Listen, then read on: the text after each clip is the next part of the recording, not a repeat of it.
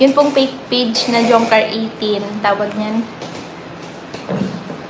Kung ano-ano pong issue. Kung sino-sino pong babae ang pinopost na jowa daw po ni Kalingap Jomar.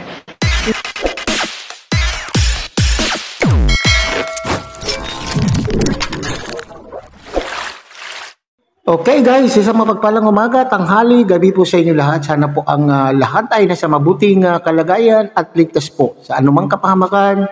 Saan man po kayo dako ng mundo naroon. Ako po muli ang inyong lingkod, Maestro 21 TV. At sa ating video ngayong araw na ito mga kalingap ay tayo muli po ay magbibigay ng ating komento, kuro-kuro, opinion at reaction po tungkol nga dito po sa ating nabasa. Sa isang page na sinasabing fake page na walang katigil-tigil. Itong mga mapanirang mga bashers. Ito po ay matagal nang ini-issue po kay Kalingap Jomar o kay Papa Joms na walang katigil-tigil, umaariba araw-araw, iba-iba ang kanila pong sinasabi bilang panira po sa love team na Jomcar. At the same time po, individually ay gusto rin po nilang pabagsakin ang Kalingap Jomar, at the same time po itong si Carla Bells. Okay? So dahil dito ay nakapagsalita o nakapagbigay na rin po ng pahayag po itong si Baby Carla at may pakiusap po sa mga bashers na ito. Okay? So yan po yung ating pag-uusapan sa ating video ngayong araw na ito. Pero bago po yan, tayo muna po ay magbibigay po guys sa ama at founder po ng Kalingap, Kuya Bas Santos Matubang. At tangkilikin po natin Ate Ed Vlog, Kalingap Ram, Kalingap Dan. At kung bagong dating lang po kayo, bagong silip lang po kayo sa ating munting channel, sana po ay inyo rin pong tangkilikin sa pamamagitan po ng pagbibigay niyo po ng like, share, and subscribe. At tuloy, pindutin na rin po ang notification bell. At nang sa ganon, tayo pa rin po ay magkita-kita at magsama-sama sa susunod pa pong mga reaction videos na ating gagawin. Likewise, make a look shout out sa ating mga kasamahan po dyan sa Karepa, Kalingap Reactor Partners, sa pamumuno po yan ng ating Presidente, Bir De Leon, aka Birador. At tangkilikin natin mga Kalingap, ang ating mga kasamahang Kalingap Partners, Kalingap Charity Vloggers, lalo na po yung mga nariyan po sa iba't ibang Kalingap landing pad na mayroon po tayo sa ating bansa. Okay? So, tunghayan nga natin mga Kalingap, basahin nga natin mga Kalingap ang isang mapanirang post na galing po sa galing din po nga sa sinasabing fake page na wala na pong itong page na ito mga Kalingap ay para bagang ano na nga ito, pinaglalagyan na lamang po ng kanila pong mga negatibong komento. Okay? Ito po yung pugad. Pugad po ng mga bashers. Dito po nila ipinapahayag yung hindi nila po gusto. Ngayon, ang sinasabi natin ay kung ayaw po ninyo sa Jomcar, ay malaya po tayong makapamili kung sino po yung ating susuportahan. Huwag na lamang po tayong manira ng ating kapwa. Kagaya po nito, mga Kalingap sinasabi po dito, bakayan. Ano kaya yung bakayan? O baka naman, bantayan nyo ito. Huwag kayo tanga. Okay? Huwag kayo tanga. Pambihira naman. Ginawa pa kayong mga tanga. Itong mga Jomcar supporters, ginawa pang mga tanga. Huwag kayong tanga. Tumawa pa mga Kalingap. Upload ni Nel. Diyos ko, damit na lang ni Carla, di pa mahawakan ni Jomar. Anong klaseng damit? Ibig sabihin, napansin po siguro itong nag-post na ito na sa vlog ay halos hindi mahawakan ni Papa Joms ang damit ni Carla. Di ba nakikita, hindi ba siya nanonood mga Kalingap?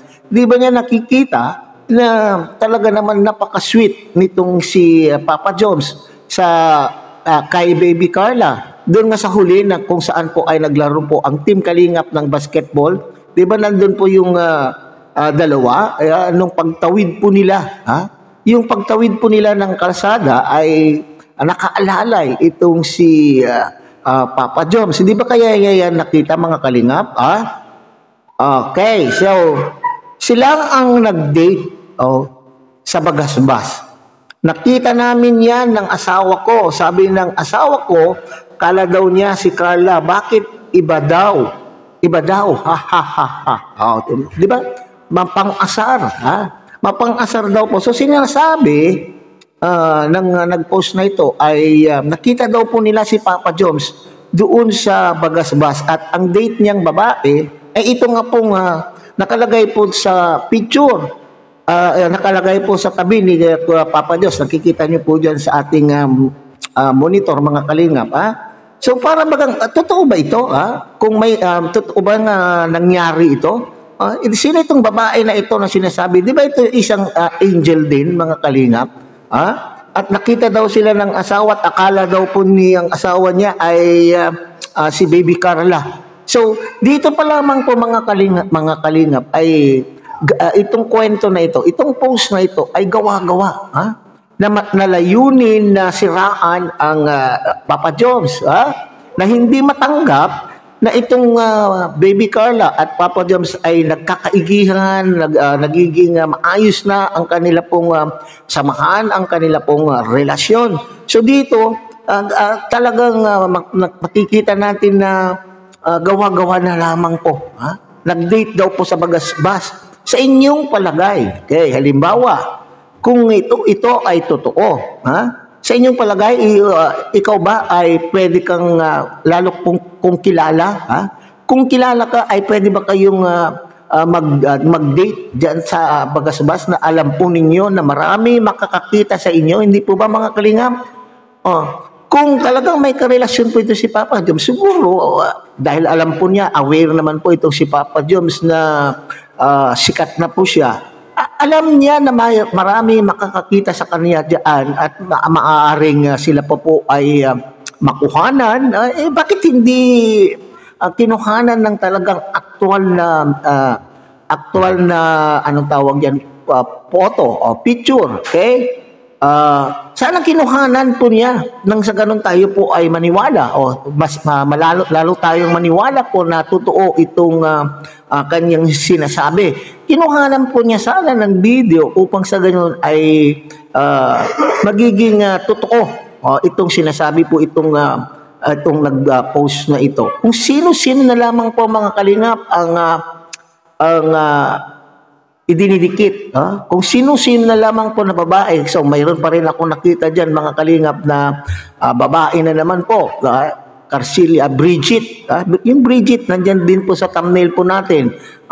Ipinost din po na isang bagong crush daw po ni Papa Joms. So lahat na lang po ng babae ay ikakabit kay Papa Joms. Anong palagay niyo po kay Papa Joms? Okay? Sa mga sinasabi po niyo yan ay para bagang sinasabi niyo na itong si Papa Joms ay mael. Mael, alam po niyo hindi yan aabutin ni Papa Joms. Kung talagang mael itong si Papa Joms, hindi aabutin po niya yan yung ganyang edad. Kung siya po ay mael, hindi po ba? Alam po niyo kung abutin mo yung sa isang lalaki, pag abutin mo yan ng ganyang edad, ibig sabihin nakapokus ka na, alam mo na kung ano yung target mo, alam mo na kung ano yung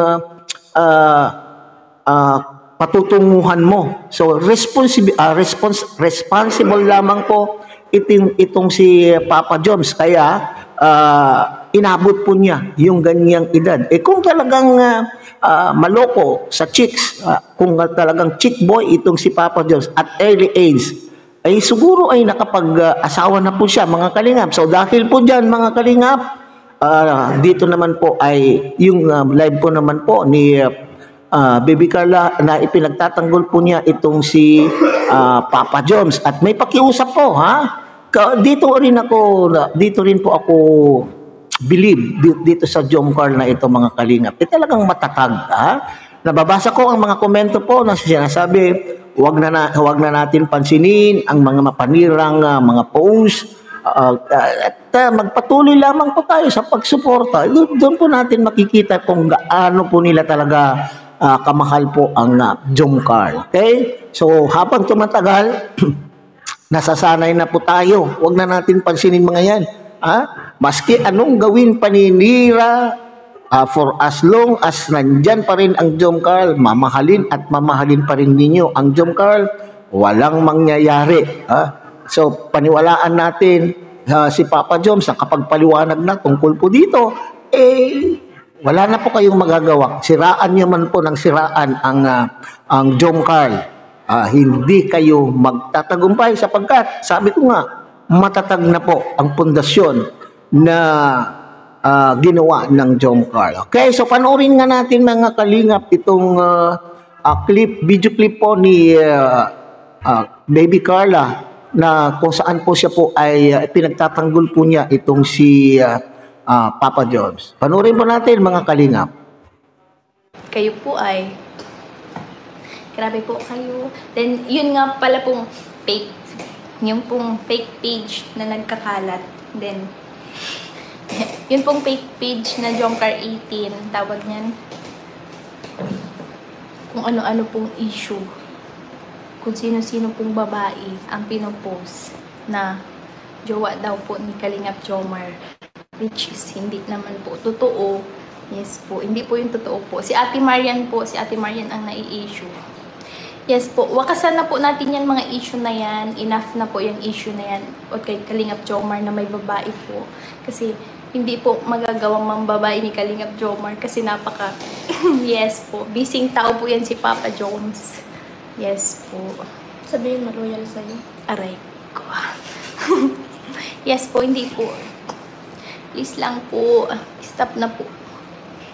Kayo po ay Okay, so yan mga kalingap, nakakatuwa po. Nakakatuwa po yung sinasabi po dito ni Baby Carla at na-appreciate po natin na talaga naman pong dapat ito ay gagawin ng isang tao o isang babae na nagmamahal at kung alam po niya na talagang naaagrabyado po yung kanyang partner ay talaga naman pong asahan po natin na ipagtatanggol ng taong na talaga naman pong nagmamahal sa kanya. Okay? So pakiusap po dito mga kalingap ay talaga naman sinasabi po dyan, tigil-tigilan na po. Okay? So sinabi po dyan si Marian, nadawit patuloy itong si Marian na nananahimik. Nananahimik po ay dinadawit pa po. Binibigyan po ng kahulugan, binibigyan po nila ng gumagawa po sila ng kwento. Pilit na gumagawa po ng kwento upang masira ang love team na ito. Okay? So hanggang dyan na lang muna tayo mga kalingap. Muli, tangkilikin po natin Kuya Bal Santos Matubang, Ate Edna Vlog, Kalingap Rob, Kalingap Dan, at muli pinapakiusapan po kayo ng inyong pong lingkod na sana po ay inyo rin pong tangkilikin ang munting channel na ito sa pamamagitan po ng pagbibigay nyo po ng like, share, and subscribe at tuloy pindutin na rin po ang notification bell at nang sa ganon, tayo pa rin po ay magkita-kita at magsama-sama sa susunod pa pong mga reaction videos na ating gagawin. Muli, isang mapagpalang umaga, tanghali, gabi po sa inyong lahat. Mabuhay po kayo at God bless everyone.